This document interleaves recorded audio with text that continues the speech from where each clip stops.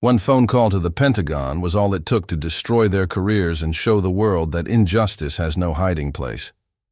It was supposed to be just another drive through a sleepy part of Louisiana, the kind of place most people only pass through on their way to somewhere else. General Naomi Ellsworth had made drives like this 100 times before. No security detail, no flashing lights, just her, a rental car, and a deadline. She had a confidential meeting scheduled at Barksdale Air Force Base, and she didn't have time for distractions. But somewhere between Lake Charles and Shreveport, just outside a tiny town called Mosswood, Naomi noticed the signal bars on her secure phone dropping. She needed to make a call, not tomorrow, not in an hour, right now. She spotted an old, half-forgotten gas station, Kelly's Fuel and Food, and pulled into the cracked, uneven lot. It wasn't pretty, but it was enough.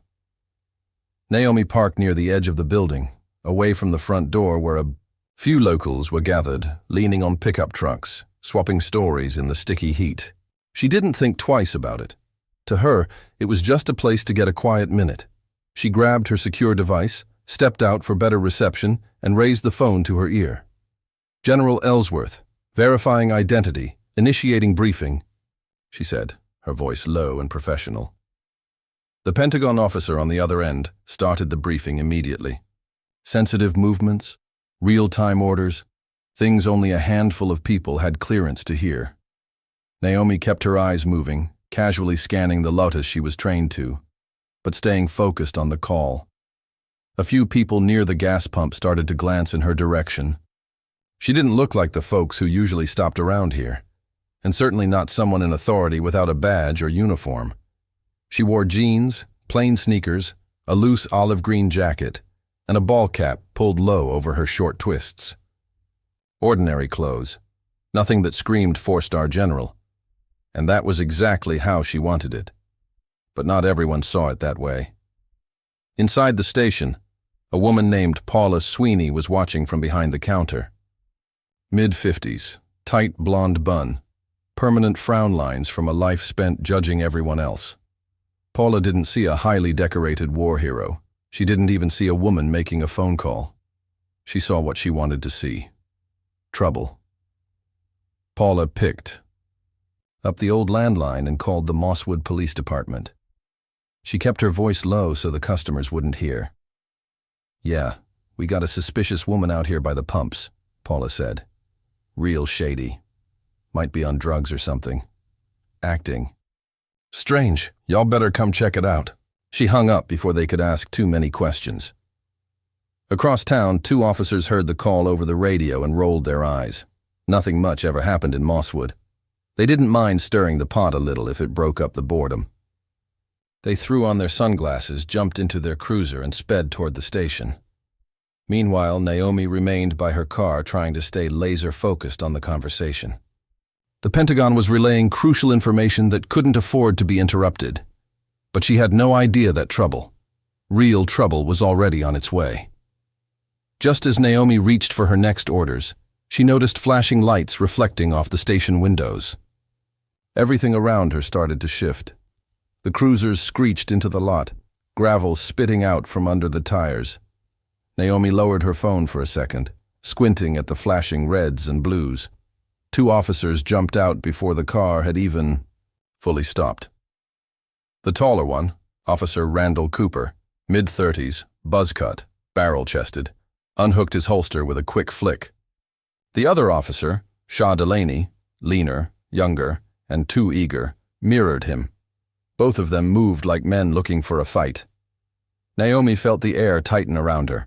She calmly placed the secure phone on the hood of her car and kept her hands visible, palms open. Her voice stayed measured, controlled, just like they taught her at West Point all those years ago. "Good afternoon, officers. How can I help you?" she asked. Cooper barked back. "License and registration. Now." Naomi offered a half-step forward, reaching slowly for her wallet tucked into her back pocket. "Absolutely. My ID is right here. I'm active-duty military. General Naomi Ellsworth. I'm on official business." Delaney scoffed. "General, huh? You expecting us to believe that?" Naomi pulled out her military credentials and federal travel orders, extending them toward the officers with steady hands. Cooper snatched them away, barely glancing at the documents before shaking his head. "This is fake," he said, tossing her ID onto the hood like trash. Naomi blinked, stunned for the first time. "Sir, I assure you—" "Shut up," Delaney snapped. "You think you can play us, lady? You picked the wrong town for that." A small crowd was beginning to form, customers, station workers, and drivers who pulled in for gas and decided to stick around for the free show. Some whispered, some laughed. No one stepped in. Naomi's training screamed at her to de-escalate. But every instinct also told her these men weren't looking for answers. They had already decided who she was, and worse, what she wasn't. "Please contact your supervisor," Naomi said, her voice low and even. "You're making a serious mistake." But Cooper already had cuffs in his hand. "Turn around, hands behind your back." Naomi didn't move. She stood her ground, not in defiance, but because something inside her broke loose. Something heavy. I'm a general in the United States Army," she said, her voice sharp now. "You are unlawfully detaining me." Cooper laughed, actually laughed, loud enough that the people watching heard it echo against the pumps. "Yeah, and I'm the president. Now turn around." Before Naomi could say another word, Delaney grabbed her arm roughly. Cooper forced her other wrist behind her back. The cuffs snapped tight enough to pinch the skin. Naomi clenched her jaw, swallowing the flood of humiliation that rose up hot and fast. Somewhere behind her, the secure phone, still connected to the Pentagon, clattered to the ground. The voice on the other end, hearing the chaos, started yelling her name. But the officers didn't notice. Or maybe they didn't care. Cooper shoved Naomi against the side of her rental car hard enough to rattle the door.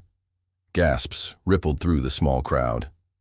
"Got her," Delaney said, like they'd just caught a prize. Naomi, breathing hard, stared. Straight ahead at the greasy window of Kelly's Fuel and Food, her reflection fractured into pieces by the dirt and grime. In that moment, she wasn't a general. She wasn't even a person to them. She was just someone to be thrown around, because they could. But inside the Pentagon, alarms were already blaring. Naomi's disappearance wouldn't stay unnoticed. For long, Lieutenant Commander Bryce Hanley, sitting behind a wall of monitors in Washington, D.C., stared at the blinking line labeled Gen Ellsworth Secure. The audio feed was a mess. Background noise, scuffling sounds, voices shouting words he couldn't quite make out. Then nothing but static. "General Ellsworth, this is Command Operations. Do you copy?" "General Ellsworth, respond." No answer. He glanced up at his supervisor, Colonel Dana Sharp, who was already striding across the floor. "Ping her location," Sharp ordered. "Right now." Within seconds, a technician pulled up a blinking dot on a map. It was nowhere near the base. She was stalled at a gas station right off Highway 171 in Mosswood. A speck on the map. Most Pentagon staff had never heard of it. Sharp leaned over Bryce's shoulder, jaw tight. "Get Barksdale Security on the line and patch me through to JAG. If something's happened to Naomi, we're moving immediately." Meanwhile, back in Mosswood, Naomi was sitting on the curb in handcuffs, her back to the wall of the station. "What's your real name?" Delaney asked, looming over her like a bad dream. "Who you working for?" Naomi exhaled slowly through her nose. "You have my ID, my travel orders. Everything you need is right there." Cooper snorted. "Lady, you're about 2 seconds from being booked for obstruction. Don't push it." Naomi said nothing. She wasn't going to give them. The satisfaction of seeing her beg. Out of the corner of her eye, she caught people pulling out their phones, recording, whispering. Finally, the manager, Paula, stood by the door with her arms crossed, smirking like she was watching a backyard wrestling match. The whole thing was spinning out of control, and nobody seemed interested in stopping it. Suddenly, Delaney's radio crackled to life. "Dispatch to Unit 3. Confirm you have detained the subject." Cooper grabbed the radio off his belt. Affirmative. Female, early 40s, refusing to cooperate. Another pause. Then, be advised, the subject is flagged federal. Repeat, flagged federal. The Pentagon has initiated emergency contact. Release immediately and await further orders. The blood drained from Cooper's face. Delaney dropped his smug grin. What the hell? He muttered. Naomi, still sitting there, said nothing. She just stared up at them, waiting. Cooper fumbled with his keys, unlocking the cuffs without meeting her eyes. He muttered something that sounded halfway between sorry and ma'am, but didn't have the backbone to say it properly. Naomi stood up slowly, flexing her wrists where the metal had dug into her skin. The crowd was dead silent now. Even Paula's smirk had slipped. Naomi picked up her phone from the ground. The screen was cracked. Connection lost. Sensitive information possibly compromised. She looked at both officers dead in the eye. "You're going to regret this," she said quietly. "Not tomorrow, not next week, today." Cooper opened his mouth like he was about to argue, but a new set of flashing lights lit up the parking lot. This time, it wasn't local cops. It was a convoy of black SUVs from Barksdale Air Force Base, tires screaming against the asphalt. But Naomi wasn't waiting for backup. She was already gathering herself for what needed to happen next. The doors of the black SUVs swung open almost in unison, like something out of a movie. It was a convoy of black SUVs from Barksdale Air Force Base, moving with military precision. Within seconds, the vehicles formed a protective wall around Naomi's rental car. The doors flung open in unison, and out stepped 6 armed personnel in crisp uniforms, special military police.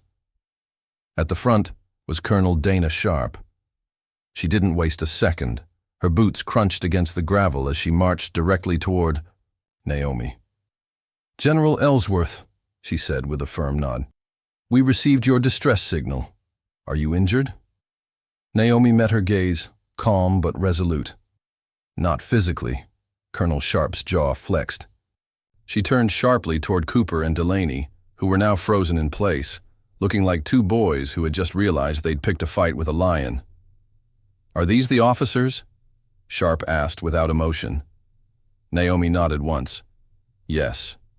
They cuffed me without cause, ignored federal identification, and jeopardized a classified operation in progress." Sharp didn't even blink. She gestured to her team. "Detain them." "What?" "Wait a minute," Cooper stammered, backing up. "You can't do this," Delaney added. But before they could finish, the military police surrounded them. In a blur, both officers were disarmed and restrained. Sharp addressed Paula next. "And you made the false report?" Paula's face went pale. I just thought she was acting suspicious." Sharp cut her off. "You called in a fabricated threat, set off an emergency alert, and compromised an active national security briefing. That's obstruction of federal operations. Hope your lawyer's on speed dial." She turned back to Naomi. "Your vehicle is secure. We'll escort you to the base personally. Your backup device is ready inside the lead SUV. We'll re-establish connection with command en route." Naomi nodded and walked calmly toward the car. As she passed Paula and the officers being cuffed, she stopped. The crowd, which once watched in silent amusement, now stood frozen in stunned horror. Naomi turned slowly to face them all. "You didn't know who I was," she said clearly, her voice cutting through the heavy air. "But that's the problem, isn't it? You didn't care. You saw a black woman standing alone and assumed the worst. And that assumption could have cost lives." Paula looked down at her shoes. Delaney stared at the ground. Cooper's jaw trembled. Naomi continued. "You thought power only wore a uniform or carried a badge. But I've led troops through fire. I've commanded missions that protected your families while you slept peacefully in your beds. And you tried to take that from me. For what? A feeling? A bias? A lie?" Silence. Naomi looked directly at one of the teenage boys holding a phone. "In the back. You got that on video?" He nodded, trembling. Yes, ma'am." "Good," she said, climbing into the SUV. "Make sure the world sees it." With that, the doors shut, and the convoy pulled away from Kelly's fuel and food, leaving behind a scene no one in Mosswood would ever forget. By the next morning, the video had gone viral. Major news outlets ran headlines like, "4-star. General wrongfully detained at gas station. Military responds swiftly." The footage showed everything. Cooper laughing, Delaney mocking her, Paula watching like she had front-row seats to humiliation. In Washington, disciplinary action was swift. The Mosswood Police Department faced a federal investigation. Both officers were suspended pending charges of unlawful detention, abuse of authority, and obstruction. Paula was arrested for making a false report. And Naomi? She gave a televised address a week later. Standing at the Pentagon podium, in her full uniform, ribbons glittering against her chest, she looked straight into the cameras and said, "It is not enough to recognize bias after the damage is done. We must confront it where it lives, in the silent nods, the assumptions, the unchecked power. Because dignity isn't reserved for those who fit a profile. It's the right of every human being." The crowd watching rose to its feet. Soldiers, civilians, veterans, and even members of Congress. The applause roared like thunder, and somewhere in a forgotten corner of Louisiana, an old gas station changed hands. New owners, new staff, new sign out front that reads, "Respect serves everyone." Because after that day, one truth could never be ignored again. Power doesn't always wear a badge. Sometimes it wears dignity. If this story moved you, subscribe to Aura Tales, where powerful stories of justice, resilience, and truth come to life. Your voice matters. Let it be heard.